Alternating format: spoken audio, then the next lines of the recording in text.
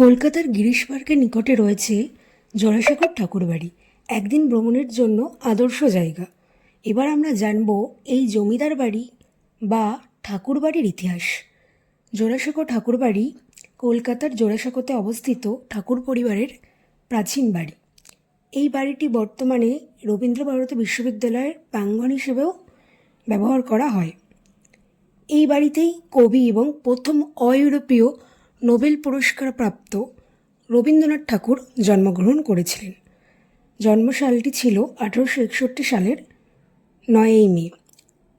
এখানে তিনি তার শৈশব জীবন অতিবাহিত করে এবং বলা বাহুল্য এই বাড়িতেই কবি তার জীবনের শেষ নিঃশ্বাস ত্যাগ করেন।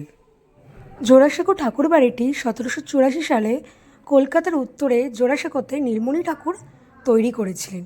যে জমিতে আজ এই পৈতৃক বাড়িটি দাঁড়িয়ে আছে তা বুড়াবাজারের বিখ্যাত শেঠ পরিবার প্রিন্স দ্বারকানাথ ঠাকুরকে দান করেছিলেন, যিনি ছিলেন রবীন্দ্রনাথ ঠাকুরের পিতামহ। দ্বারকানাথ ঠাকুর ছিলেন রামলোচন ঠাকুরের দত্তক পুত্র এবং তিনি যখন ব্রাহ্ম সমাজে যোগদান করেন তখন তিনি পাটুটিয়াঘাতায় তার পৈতৃক বাড়ি ত্যাগ করতে বাধ্য হন। এখানে আরেকটি প্রভাবশালী পরিবারের ভূমিকা আসে, সেটি হলো শেঠ পরিবার। শেঠ পরিবারের একটি জলাভূমি ছিল যেখানে দুটি ছোট আটাশ সেতু, যার বাংলা অর্থ সাঁকো, উপস্থিত ছিল এবং তারা জমিটি প্রিন্স দ্বারকানাথ ঠাকুরকে দান করেছিলেন। তাই ছোট দুটো সেতু থেকে জোড়াসাঁকোর নামটি এসেছে বলে জানা যায়। কিছু পারিবারিক বিরোধের কারণে নীলমণি ঠাকুর তার পৈতৃক বাড়িটি ছেড়েছিলেন এবং চিতপুর রোডের পূর্ব দিকে অবস্থিত একটি জমি অধিগ্রহণ করে জোড়াসাঁকোতে তার নতুন বাসভবন স্থাপন করে। ঠাকুর পরিবার যখন সেখানে বাস করত তখন পরিবারটি কেমন ছিল তা প্রতিফলিত করার জন্য বাড়িটিকে পুনরুদ্ধার করা হয়েছে।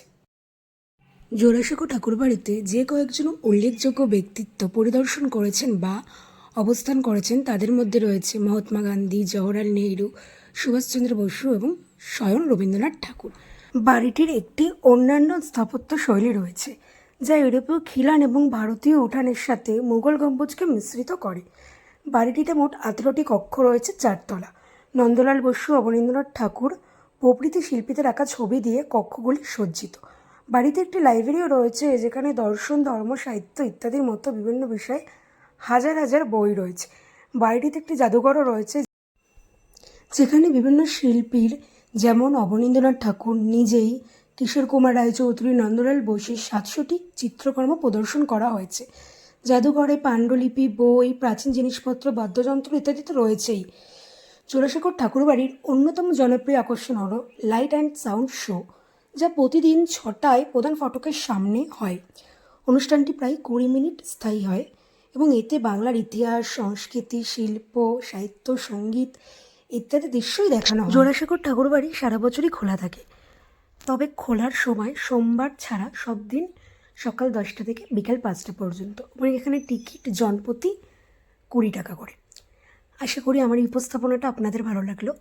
ভিডিওটা যদি ভালো লেগে থাকে তো do like, share and subscribe. Thank you so much for watching.